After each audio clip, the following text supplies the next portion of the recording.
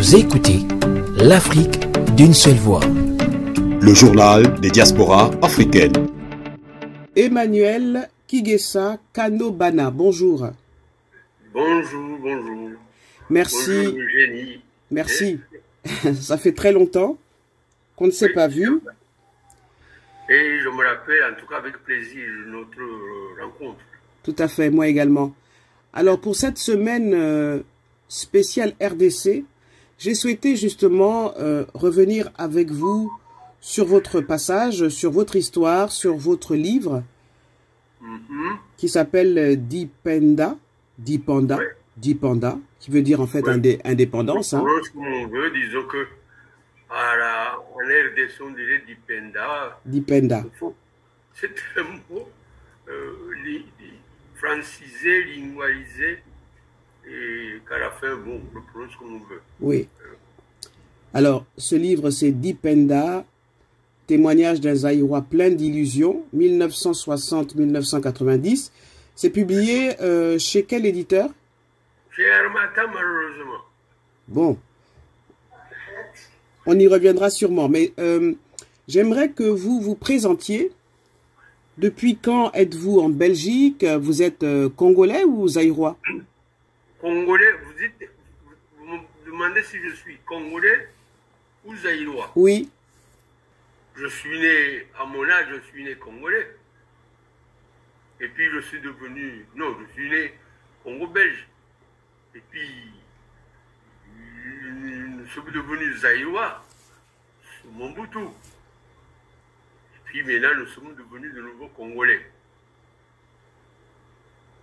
Est-ce qu'il y a une différence? Oh, pour moi, pas. Alors justement, quelles sont les circonstances qui vous ont conduit en Belgique, en tout cas à l'extérieur de votre pays? Oula! Chez moi, c'est très simple. Je vais essayer de me résumer. Moi, j'ai fait un parcours scolaire, donc j'ai fait une partie de mes études secondaires, mais disons que j'ai fait surtout mes études universitaires en Belgique. Hein?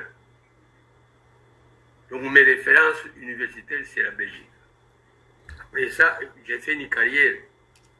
J'ai essayé de faire une carrière normale au Congo, donc au Zaïre à l'époque, avec beaucoup de bouleversements comme nous avons vécu.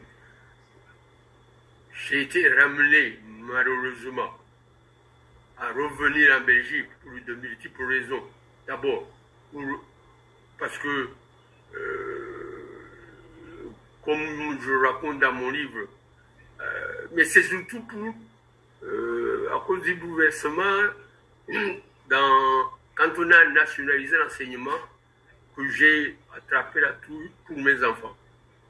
Parce que quand j'ai vu que mes enfants, je ne voulais pas prendre le risque qu'ils subissent l'abaissement de l'enseignement comme on était en train de le faire.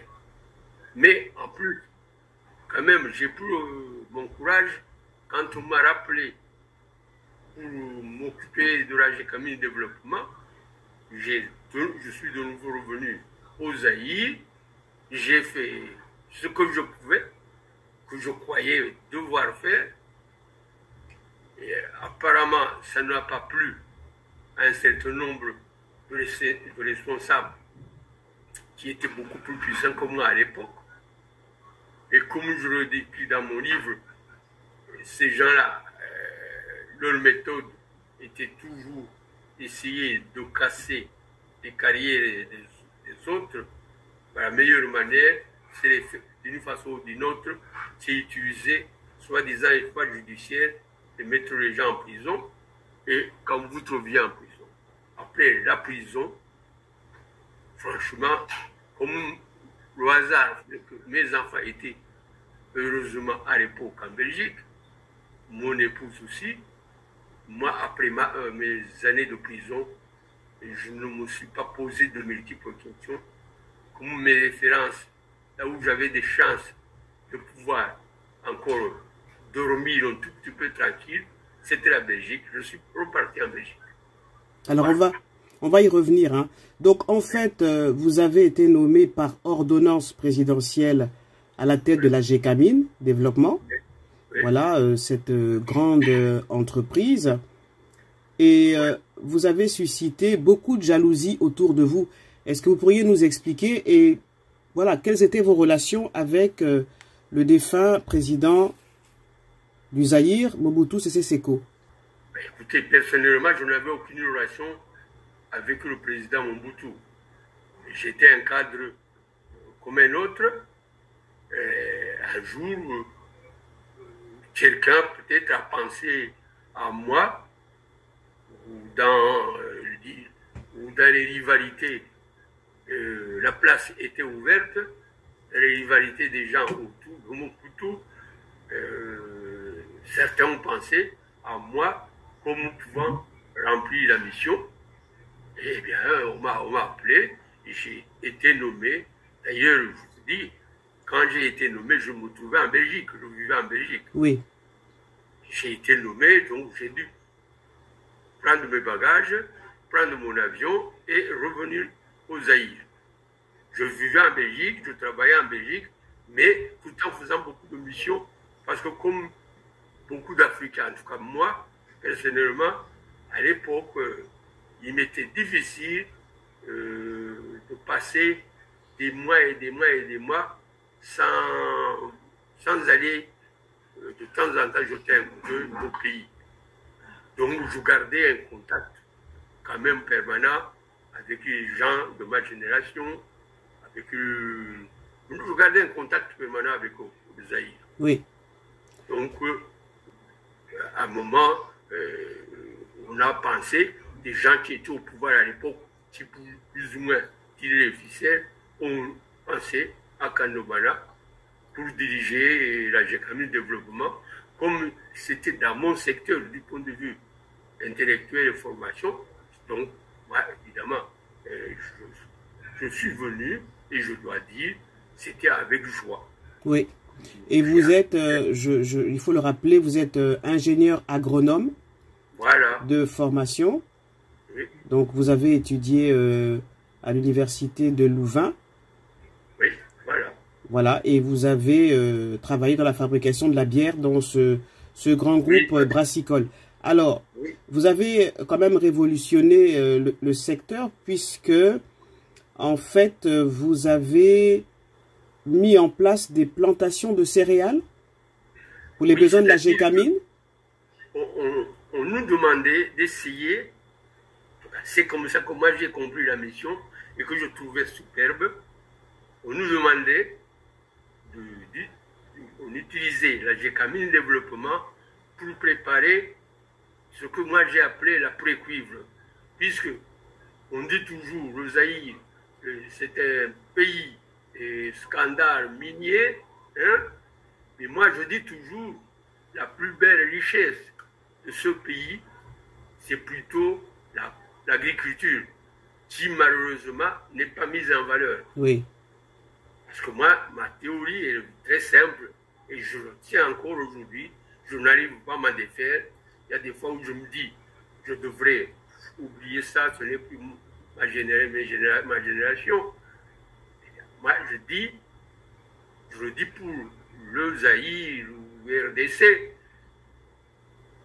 mais c'est valable pour toute l'Afrique. On ne développera pas l'Afrique en oubliant l'agriculteur, le paysan. Parce que la majorité de la population africaine est paysanne. Et tant qu'on perd du temps avec des tas de théories qui viennent des grandes banques, type Banque mondiale, Fonds monétaire international, avec des tas de théories, mais qui ne concernent pas, qui ne touchent pas de près à l'agriculteur proprement dit, on tourne en rond et on dépense énormément d'argent. Et moi, je dis, vous voulez développer l'agriculture en Afrique, revenir au Congo particulièrement, vous devez absolument vous occuper de développer l'agriculteur, puisqu'il constitue la majorité principal de la population, donc de la main-d'œuvre, aider-le tout simplement à améliorer sa productivité et sa production. Tout le reste, des millions et des millions qu'on dépense, ce sera toujours des théories qu'on jette. Pour cela, moi je suis parti de cette idée, bon, je n'étais pas le seul à le penser, en tout cas à cette époque, que nous devons, au moins dans l'interland minier au Katanga, au Shaba, Katanga de l'époque, aider le paysan à développer et développer la production agricole. Et on a commencé par développer les céréales qui était la base alimentaire, qui est toujours la base alimentaire du Katanga, qui est le maïs. Mais il fallait d'abord quand même commencer par nous-mêmes. Nous avons commencé par ouvrir des plantations, donc des grands espaces de plantation de maïs, mais toujours dans le cadre de produire soit des semences, soit de produire vite ce dont les travailleurs de la GECAMIN avaient besoin. Avec l'espoir qu'on peut étendre ça à l'ensemble de la province et pourquoi pas à l'ensemble du pays. Et en visant partout les bases alimentaires et les besoins alimentaires de la population. Et surtout pour lutter contre les importations qui quand même coûtent cher pour un pays comme le Zaïre, pour le Congo. Je vais utiliser le mot Zaïre, ça va être plus facile. Oui. Pour un pays comme le Zaïre, je dis toujours, qui a un climat qui convient, qui a vraiment tout ce qu'il faut pour produire toute l'année. Nous n'avons pas de neige, nous n'avons pas d'hiver, nous n'avons aucune saison qui empêche de produire. Moi je dis toujours, du 1er janvier au 31 décembre, on se lève le matin, au Zaïre, on plante, ça pousse. C'est une bénédiction divine, exploitation d'abord. Oui. Donc, moi, alors, était élémentaire. Alors justement, cette vision, vos projets, beaucoup de Katangais de votre génération se souviennent en fait de vous, technocrates, qui avez donné justement à l'agriculture de la province un grand coup de fouet, ce qui n'a pas enchanté tout le monde. J'aimerais que vous nous racontiez justement ce qui se passait en fait. Qu'est-ce qui explique justement que, et ça c'est un phénomène vécu par beaucoup de personnes vivant en diaspora, elles sont rappelées dans leur pays d'origine par les plus hautes autorités, elles essaient d'apporter un changement positif et elles tombent dans une espèce de complot. Alors pour vous, vous avez payé ça très chèrement puisque vous avez fait de la prison, mais on y reviendra. Qu'est-ce qui n'a pas plu justement et qu'est-ce qui vous a conduit en prison? Ce qui n'a pas plu, c'est principalement que je luttais contre les importations. Les importations, ça enrichit un certain nombre de commerçants, un certain nombre de gens qui mettent de l'argent en poche. Et comme la GECAMIN, l'exploitation, qui est trop grand acheteur, avait de l'argent, ils enrichissaient. Donc les importateurs, ça ne leur plaisait pas. Parce que produire sur place, ça leur faisait perdre des marchés. C'est surtout, principalement, vraiment en quelques mots, c'est ça. Ça ne plaisait pas à ceux qui bénéficiaient des importations pour nourrir la GECAMIN l'exploitation. Alors justement, qui étaient ces importateurs? Qui étaient ces importateurs? Maintenant que je suis plus libre de pensée et de parole, ces importateurs étaient les gens à qui la GECAMIN pouvait passer des marchés d'importation. Et ça, c'était des citoyens zaïrois, mais des citoyens et des expatriés qui alors utilisé. Et non, j'ai oublié de le dire, que même au cadre de la GECAMINE exploitation, n'y trouvaient pas leur compte, parce qu'après tout, les gens, le cadre de GECAMINA qui passait le marché, pouvait exiger au passage des retrocessions. Vous comprenez? Donc maintenant, je suis plus libre de parole. Oui. Je sais très bien que c'était ces sous. Parce que je vous passe un marché de 10 millions de dollars, eh bien, je ne vous le donne pas pour vos beaux yeux, et uniquement pour avoir, je ne me contente pas de voir le maïs. Eh bien, si je vous achète pour 10 millions de dollars, eh bien, vous laissez quelque chose au passage. Vous écoutez l'Afrique d'une seule voix. Le journal des diasporas africaines. Alors, le jour où on vous emmène en prison, c'est sûr que c'est un souvenir douloureux, mais ce qu'on note dans votre livre, c'est que vous avez raconté tout ce que vous avez vécu avec un certain humour. Et c'est peut-être ça qui vous a permis de survivre, qui vous permet cette résilience. Mais racontez-nous le jour où on vous met en prison. Comme justement, vous le dites bien, j'ai survécu grâce à mon humour.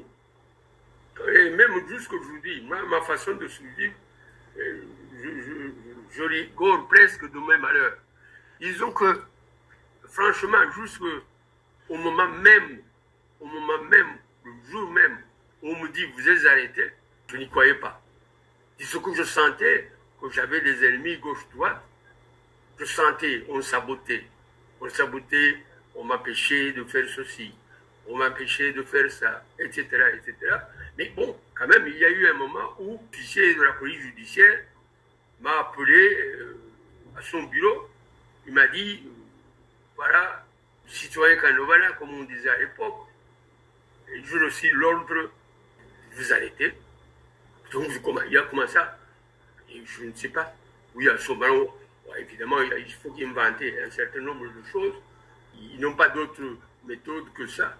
Ils m'ont accusé, évidemment, de détournement, des dossiers. Ils ont monté tout un dossier, mais tellement gros et grossier que moi-même, il m'a fallu me ressaisir 2-3 semaines avant de pouvoir dire et de quoi on parle. Évidemment, bon, pour constater après que tout simplement, même qui avaient monté le dossier, ils étaient trop bêtes pour monter un dossier qui tenait debout. Mais bon, peu importe. Leur histoire n'est pas, leur but n'est pas de faire justice. Leur but, c'est tout simplement vous écarter. De vous mettre hors d'état de nuire. Pardon? De vous mettre hors d'état de nuire. Absolument, absolument. Oui. Alors, combien d'années en prison et comment vous avez fait pour sortir de cette prison? L'Afrique d'une seule voix. J'ai fait en tout 30 mois. 30 mois de prison. Bon, dans ces 30 mois, c'est au fond 30 mois de procès. 30 mois de procès. Oui, c'est-à-dire, on m'arrête, et à ce moment-là, on me met en prison, et il faut maintenant être jugé. Être jugé. Bon, ça prend énormément de temps, parce que la volonté du procureur qui m'arrête n'est pas de me faire juger, mais tout simplement de me faire traîner en prison. Comme on n'est pas comme dans les pays européens où vous avez toute une série de moyens de défense, vous prenez des avocats. Bon, vous savez, finalement, j'ai dû me rendre compte que les avocats étaient aussi...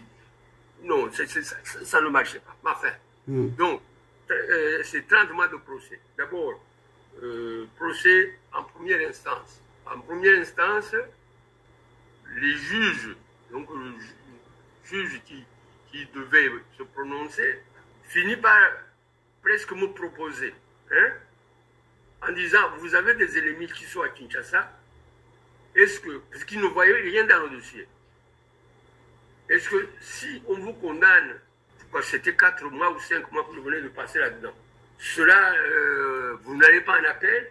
Et je vous dis, aujourd'hui, je peux le dire, nous avons fait un deal entre moi et le procureur, et pour vous montrer que le système judiciaire n'existait pas ou était pourri, ce deal a été, disons, piloté par le gouverneur de la province, hein, qui lui aussi voyait que le dossier était vide. Le gouverneur de la province me dirait de quoi il se mêlait, mais non, c'est comme ça. Tout en étant gouverneur de la province, donc autorité politique, il suivait le dossier Kanobana parce que PDG, parce que ça se passait dans sa région, et parce que s'il voyait lui-même individuellement, il me disait, vous avez offert un magnifique dossier à ce procureur, parce que ce procureur, il essaie de vous avoir pour essayer de monter en grade. Bon. Donc nous avons fait un deal d'accepter de ne pas aller en appel. Ça semble ridicule vu du côté du point de vue européen, mais nous l'avons fait. J'ai accepté de m'engager à ce que je n'aille pas en appel, mais que donc j'accepte d'être condamné à ces 4 mois ou 5 mois de prison que je venais de passer en prison, comme ça. Et j'ai dit dans la négociation, j'ai dit, écoutez, moi, je m'en fous, je n'attends plus de carrière au pays. Ce que je suis, c'est sortir d'ici et tout simplement rejoindre ma famille, oui. Ma femme et ma famille. C'est tout. Oui. Nous avons fait un deal. Oui. Mais le deal, le procureur non plus ne pouvait pas aller en appel. Eh bien, le procureur nous a trahis tous, dans ce sens que le jugement a été prononcé dans début d'après-midi au tribunal à Lubumbashi, et où j'étais venu donc au tribunal. On a prononcé que je suis condamné aux 4 mois et on a inventé un truc. Je ne sais pas comment, attendez que je me rappelle. Je ne sais pas, je crois que c'est une affaire que je ne savais pas que je ne savais pas. Il y avait un truc qu'on m'accusait d'avoir voyagé, donc dépensé de l'argent de la GECAMINE Développement sans que ça figure dans le budget de la société, dans la prévision budgétaire de la société, ce qui était faux. Mais j'ai dit oui, ok. Oui. Vous écoutez l'Afrique d'une seule voix. Le journal des diasporas africaines. Alors j'imagine, oui. Le procureur est allé à la minute même. Je me rappelle que je buvais un verre avec des copains l'après-midi pour fêter ma sortie. Eh bien, le procureur lui en a profité pour partir à la prison, déposer un recours. C'est lui qui est allé en appel. Waouh. Donc, il nous a trahis tous. Alors, il vous en voulait vraiment. Racontez-nous justement... c'est pas lui, j'ai découvert après, c'est pas lui. Il visait quelque chose, et pour y atteindre, on lui avait promis, si vous cassez Kanobana, eh ben, vous aurez votre promotion. Vous aurez une promotion. Alors, la vie dans les cachots, dans ces cachots inhumains, pour finir dans la cellule de la prison de Makala, de Kinshasa, vous êtes passé par la prison de Kasapa, de Lubumbashi, c'est ça? Oui, la première partie donc, que nous décrivons, j'étais à Kasapa, la prison de Lubumbashi. D'accord. Ouais. Alors, comment on survit là-bas? Ah ben, écoutez, de toute façon, pour survivre au point de vue logistique, manger, on ne fournit plus à manger. Et disons que, dans mon cas, j'avais encore assez de copains, hein, qui m'apportaient à manger. Qui m'apportaient à manger, qui prenaient mon linge pour le laver, qui le ramenaient. Au point de vue logistique, quand j'étais à Kasapa, c'est comme ça que ça fonctionnait. Et de toute façon, même quand j'étais à Makala, à Kinshasa, c'était comme ça. C'est-à-dire que on dit qu'on donne à manger, mais franchement, je me suis amusé à étudier, à faire une sorte de statistique. Eh bien, si on vit uniquement de la nourriture apportée par la prison, la mortalité est presque garantie après un certain temps. Donc, pour survivre, il faut trouver d'autres moyens de vie. Moi, dans mon cas, à Kassapa, c'était encore facile, puisque c'était à Lubumbashi, les amis étaient encore émus, et ils ont assuré ma logistique. Ils m'apportaient à manger. Nous pas bouger. Vous écoutez l'Afrique d'une seule voix. Nous pas bouger. Alors, j'imagine que votre femme, votre épouse, les enfants, la famille étaient assez attristés. C'est un faible mot, mais comment ils vivaient tout ça? Le problème est que, heureusement pour moi, peut-être pour Moumoula, comme tout ça est arrivé au moment où ma femme était en Belgique. C'est-à-dire, ma femme venait de perdre son papa. Elle était partie à l'enterrement. Son papa était opéré, était gravement opéré, et elle a dû partir d'urgence. Dans le même mouvement, son papa est décédé, et dans le même mouvement, dans la même semaine, on m'a arrêté. Conséquence, moi je lui ai dit, pas question de revenir me rejoindre, parce qu'elle voulait me rejoindre pour m'aider justement dans cette logistique. Je dis non, ceux qui veulent m'avoir, ils veulent t'avoir aussi. Donc, je ne veux pas, je ne veux pas. Tu me casses le moral en te cassant aussi.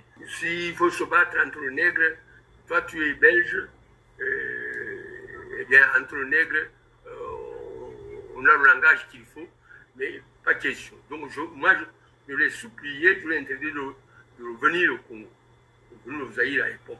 Parce que franchement, ces gens étaient tellement montés contre moi que vraiment, ils l'auraient rendu folle.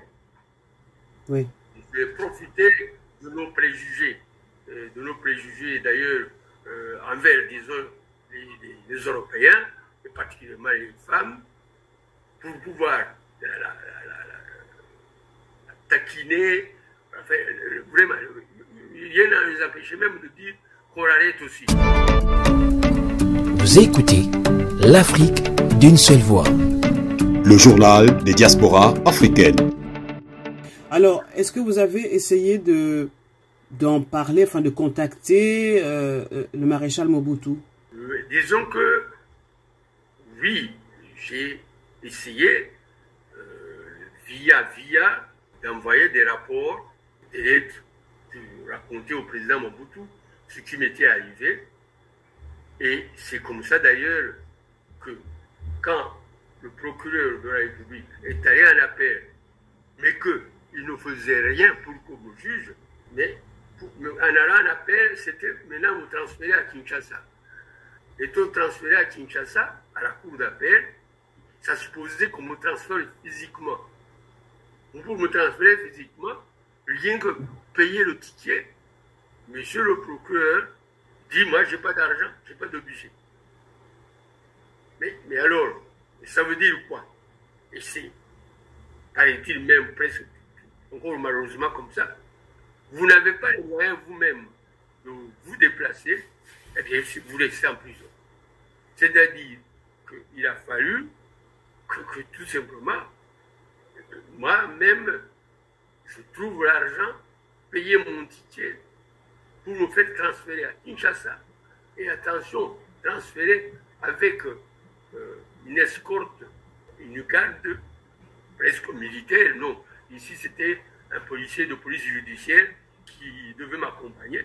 Mais lui aussi, il part à mission, il devait être payé. Eh bien, c'est moi qui l'ai payé. J'ai payé mon ticket, son ticket et ses frais de mission.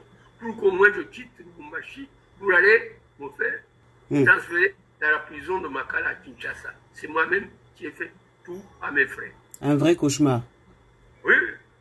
Et quand on vit ça, ouais, quand on vit ça, vous vous dites quoi? Je n'aurais pas dû accepter, vous vous en voulez. Dans quel état d'esprit êtes-vous? oui, ça quand même.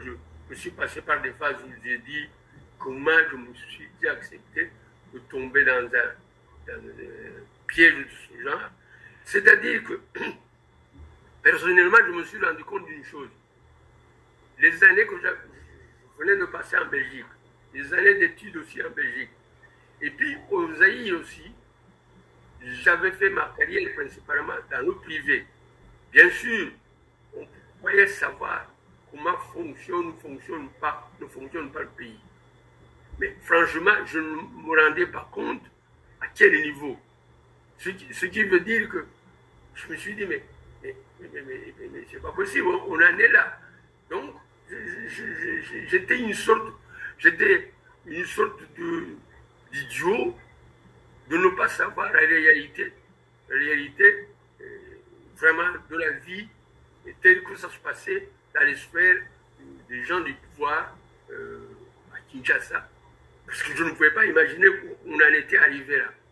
Donc, malheureusement, j'ai dû le vivre à mes dépens. Nous pas bouger. Vous écoutez l'Afrique d'une seule voix. Nous pas bouger.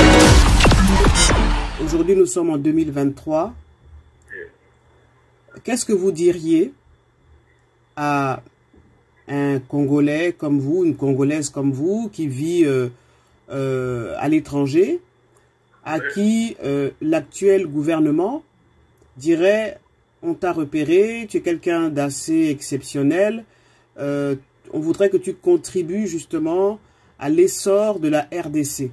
On sait que le président Tshisekedi a tout fait pour faire en sorte que les Congolais de la diaspora rentrent en RDC. Qu'est-ce que vous diriez à quelqu'un comme vous, en fait, à qui on demanderait de rentrer au pays? De rentrer au pays et d'occuper des responsabilités, oui, et dans les sociétés étatiques ou autres. Oui.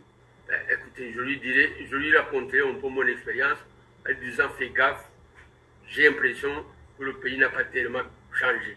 À moins que vous ayez des relations personnelles avec le président Tshisekedi, que c'est lui-même qui t'appelle. Et encore, j'ai dit méfiance.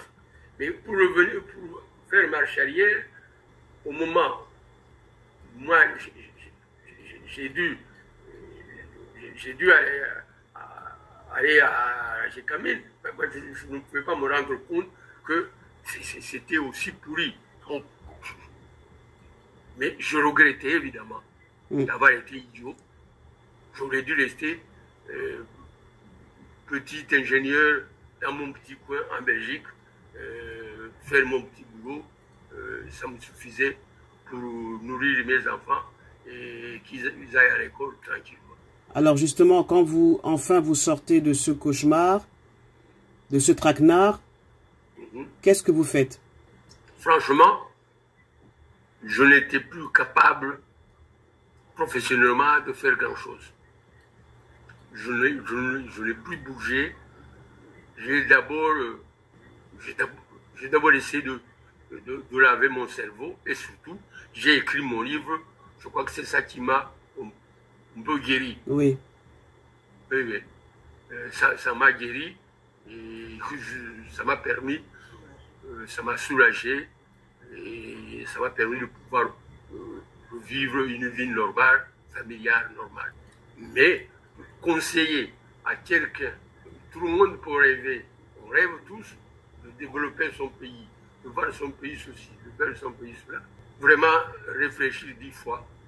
Moi personnellement, retour, je n'ai plus rien fait.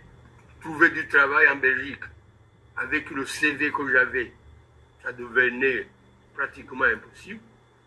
J'ai écrit mon livre pour survivre tout simplement. Et ça ne m'a rien apporté, mais ça m'a donné, sur le plan intellectuel, disons, un soulagement. Oui. Alors, le fait d'avoir écrit ce livre vous a guéri quelque part, et est-ce que on va dire, ceux qui vous combattaient l'ont lu? Qu'est-ce que vous ressentez à l'endroit de ceux qui vous ont plongé dans ce cauchemar? Je me dis, bon, comme je suis sorti vivant, je me dis tant pis pour eux. ils ont voulu me tuer, ils m'ont tué sur le plan professionnel et autres, mais bon, je suis encore là. Et bon, mais entre-temps, vous savez, le pays a évolué à une vitesse telle, dans d'autres circonstances, que bon, je ne les ai même plus suivis. Je ne les ai même plus suivis, je ne connais même plus leur plan de carrière après. Vous êtes... Mais ils n'ont rien gagné non plus. Vous êtes reparti entre-temps dans votre pays? Oh, je suis fou, oui.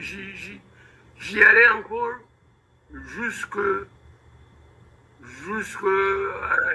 à la chute de Mobutu. Même après la chute de Mobutu, j'y allais encore. Après la chute de Mobutu, j'y allais encore. Oui, oui, je suis fou. Ma femme me dit, mais tu es fou? Qu'est-ce que tu vas faire là-bas? Non. Après la chute de Mobutu, je suis allé encore jeter un coup d'œil. Une fois. Jeter un coup d'œil, pourquoi? Par bêtise. Parce que j'aime trop mon chez-moi. Est-ce que c'est par patriotisme? Oui, oui. Oui. Est-ce que le pays vous manque? Oui, ça me manque de temps en temps. Mais bon, j'essaie de faire un effort pour ne pas y penser trop. Le pays me manque. C'est-à-dire, je vois que le pays me manque parce que quand je lis la presse, je ne peux pas m'empêcher d'ouvrir Bien sûr. Jeune Afrique, tous les articles qui sont sur ce qui se passe au pays. Alors justement, sur ce qui se passe au pays, qu'est-ce qui vous touche? Que j'ai l'impression qu'on fait encore les mêmes bêtises, que rien n'a changé fondamentalement. C'est malheureux, mais... Allez, je donne quelques exemples. Oui. Quelques exemples. En matière de développement agricole, j'ai suivi quelques gros projets de développement agricole, dont évidemment une certaine presse occidentale a vanté les qualités. Donc ce sont de ces projets-là, comme on appelle intégrés, qui consistent à faire, à exproprier, donc prendre pas des milliers, 10 000, 20 000, 50 000 hectares. Les paysans qui sont là-dessus, on enlève leur terre, on commence à faire des grosses plantations avec comme gestionnaire une société étrangère, sud-africaine ou autre,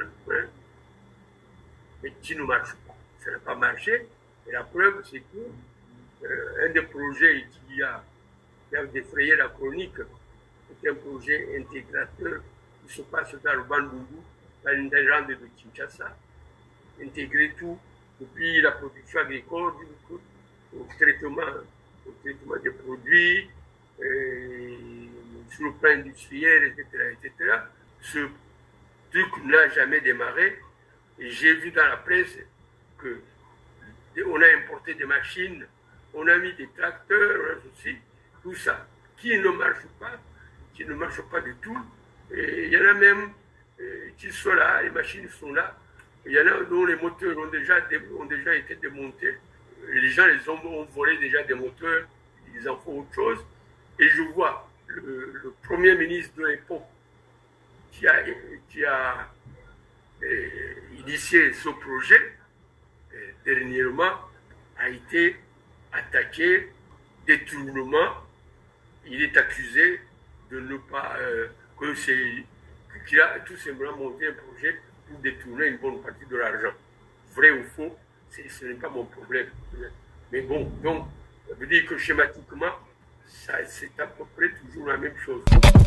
L'Afrique d'une seule voix. Monsieur Tshisekedi voyage beaucoup. Oui. Il s'exprime beaucoup. On a constaté que il a une diplomatie, on va dire, un peu efficace dans la mesure où l'image qu'on avait de l'actuel président du Rwanda, M. Paul Kagame, est en train de se fissurer. L'image d'un président qui a bien repris son pays est en train de se fissurer. On le voit de plus en plus comme la véritable main qui arme le M23 et qui sème autant de dégâts dans l'est de la RDC. Donc l'image d'un Paul Kagame prédateur de la RDC est en train de plus en plus de convaincre la communauté internationale. Qu'est-ce que vous en pensez? Écoutez, là, c'est un dossier très délicat. En ce qui me concerne personnellement, encore plus, puisque je suis de l'Est du Congo, de ce qu'on appelle les rwanophones. Donc, délicat. Oui. Ce que je dis, je marche sur le dit. Je dis tout simplement une chose, et ça résumera ma pensée. Je suis surpris qu'aujourd'hui, on nous parle du M23, alors que ça fait depuis, au fond, les années 97, voilà, qu'il y a des rébellions, il y a des mouvements. Le Kivu est envahi par des tas de groupes rebelles de toutes sortes.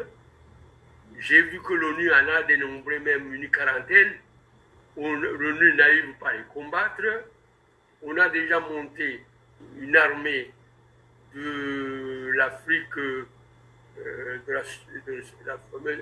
la SADC, qui aussi, je ne sais pas ce qu'ils ont fait, puisque c'est un mouvement qui vivent sur l'exploitation minière. Ils sont toujours là. Le Kivu, Nord Kivu et Sud Kivu, depuis au fond l'arrivée, depuis ce qui s'est passé au Rwanda, depuis l'arrivée des Interahamwe ou FDLR, comme on appelle, et il y a des groupes rebelles, on a des nombres au Kivu, au moins une quarantaine, et en Ituri. Eh bien, et on a fait des tas de montages militaires qui n'ont jamais abouti à les empêcher de nuire, qui n'ont jamais abouti à mener la paix. Et je suis surpris qu'aujourd'hui, le M23 est devenu le problème. Est-ce que ce M23 est plus puissant que tous les autres ou autres? Maintenant, qu'il y ait des problèmes entre le président Tshisekedi et le président Kagame, ça je ne connais pas.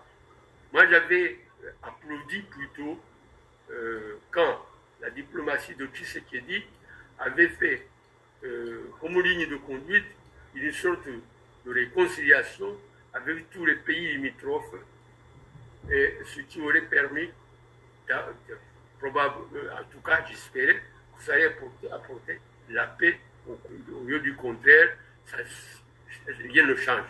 Et je suis surpris, mais je n'en fais pas une analyse parce que je ne possède pas assez d'analyse. Et en plus, comme je vous dis, je suis de l'Est donc je suis moi du Nord Kivu. Je suis très mal placé pour juger. Je suis tout simplement attristé que la politique de la main tendue maintenant a été changée par la politique de se chamailler. Je ne vois pas ce que le Congo, comme le Rwanda, gagne dans cette affaire. Vraiment pas. Je ne vois pas, surtout que ces derniers temps, Tshisekedi venait de réussir un coup de maître à mon point de vue, d'être accepté l'association économique de l'Afrique de l'Est. Et ça, il l'a fait grâce en tout cas, au président Kagame. Vous écoutez le journal des diasporas africaines. Pour conclure, une chose est sûre. Informer comme migrer est un droit. Mais être bien informé est essentiel pour faire les bons choix avant de bouger. Que ce soit dans nos pays ou vers l'Europe, peu importe. Les jeunes Africains, hommes et femmes, ont le droit d'accéder à une information crédible sur la migration.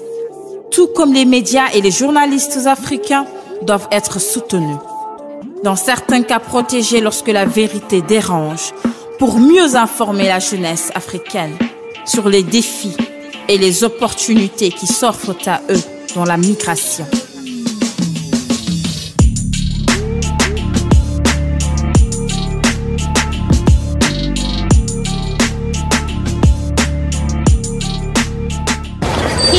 Vous écoutez le journal des diasporas africaines. Alors, justement, comment expliquez-vous, justement, on va dire, la non prise en compte depuis tant d'années de ces viols subis par les femmes dans l'est du Congo, de la RDC? Mais c'est une question qu'il faudrait poser à tous les intervenants, particulièrement aux intervenants onusiens. Ces gens-là sont là depuis 25 ans et plus. Ils ont fait quoi pour pacifier le pays? On dit que c'est le plus grand budget des Nations Unies en matière de lutte, donc de retour à la paix. Oui. Je ne vois pas, rien ne change. Rien ne change absolument pas. Donc ils viennent maintenant, l'opinion publique les accuse même d'être partie prenante avec un certain nombre de groupes, Robert, oui, pour l'exploitation minière,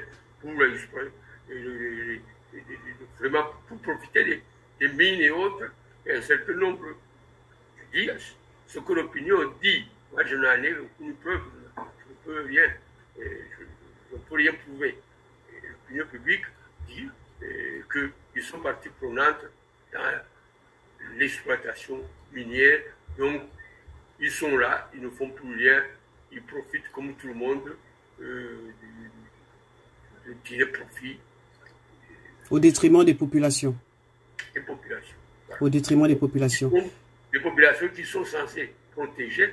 Bon, mais non, du moment qu'ils trouvent des groupes qui exploitent le tentar, le Colombo tantalite, pour eux, eux aussi, ils ont des circuits d'exportation à eux-mêmes. Oui. Finalement, oui. Quel message vous envoyez au président Tshisekedi en espérant qu'il va entendre votre message?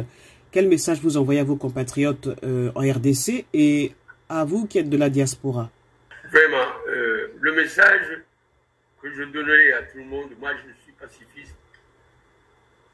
Sincèrement, j'avais espéré que la diplomatie de pacification, que Tshisekedi s'entende avec le Rwanda, l'Ouganda, enfin tous ces pays limitrophes, était la meilleure opération, la meilleure tentative.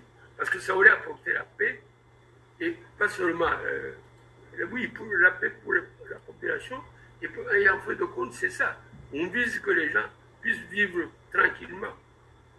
Et ça, c'est quand même malheureux que depuis, je ne sais pas moi, combien d'années, depuis l'arrivée de Tshisekedi, je n'ai jamais trouvé une fenêtre quelconque pour pouvoir dire tiens, je veux faire une fois un tour. Je n'en vois pas.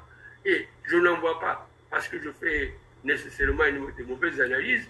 J'arrive toujours à contacter l'un ou l'autre au pays à qui je dis, mais dis, est-ce que tu crois que je peux un peu même venir, on peut faire un peu de tourisme? Il me dit, mon cher, laisse tranquille, laisse là où tu es. Donc, le message, je dirais au président Tshisekedi, s'il vous plaît, vous avez des conseillers de toutes sortes, bien sûr, comme tout président, qui tirent aussi de tous les côtés. Mais essayez d'écouter ceux qui vous aident à vous entendre avec le maximum des pays limitrophes. Parce que jusqu'à présent, ma petite tête, ma petite analyse, je ne suis pas diplomate de carrière, mais ma petite analyse, je ne vois pas quel intérêt le Rwanda de Kagame a à se chamailler avec le Congo. Et prendre les ressources du Congo? Je ne vois pas. Mais s'il veut même les prendre, il les prendrait plus facilement, pacifiés. Oui, ça serait plus facile. Tandis que maintenant, c'est dans le désordre. C'est tout. Oui, ça c'est ce que pense, passez-moi l'expression, une personne qui raisonne avec humanité et non pas avec, on va dire, un esprit capitaliste. Mais enfin, même un capitalisme le plus barbare, il a besoin d'un minimum de paix hein, pour bien exploiter. Hein. Pas faire. C'est pas comme dans les Far West. Ça ne va pas. Ça ne va pas. Et que pensez-vous de la visite du pape en RDC, tout dernièrement? Oula, la visite du pape en RDC, bon, c'est normal.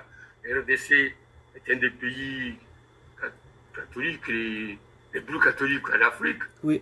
L'influence du catholicisme, du christianisme et du catholicisme, particulièrement en RDC, personne n'ignore son influence depuis l'époque de Monseigneur Mosengo, qui a présidé la conférence nationale, etc. Oui. Disons que jusqu'à présent, l'Église catholique au Congo est une institution très puissante et qui nous montre, il est normal. Emmanuel Kisega Kanobana, oui. Merci infiniment d'avoir accepté cet entretien qui rappelle forcément de très mauvais souvenirs. Alors je rappelle le titre de votre livre, c'est Dipanda, témoignage d'un Zaïrois plein d'illusions, 1960-1990. J'espère que beaucoup de vos compatriotes vont vous découvrir, vous redécouvrir et qu'ils pourront aussi avoir accès à votre livre. Et j'espère pouvoir vous interviewer à nouveau sur l'Afrique d'une seule voix. Merci infiniment. Merci beaucoup. Merci, j'espère aussi. En tout cas, moi, je vous remercie d'avoir repensé à moi. Moi, je croyais que je n'existe plus dans la tête de personne. Et bon, c'est pas plus mal d'ailleurs, mais enfin, quand même, je suis heureux de voir qu'il y a des personnes qui pensent à l'Afrique. Mais, je vous dis, l'Afrique, je ne sais pas, je ne comprends pas. Est-ce que je suis trop vieux ou trop bête ou trop idéaliste? Je ne comprends pas. Avec tous les atouts qu'un pays comme le Congo a, comment nous ne pouvons pas dire occupons-nous de nos affaires, Merci beaucoup. Merci pour ce temps passé avec nous sur la radio et l'Afrique d'une seule voix. À très bientôt. Allez, merci. Vous écoutez l'Afrique d'une seule voix. Le journal des diasporas africaines.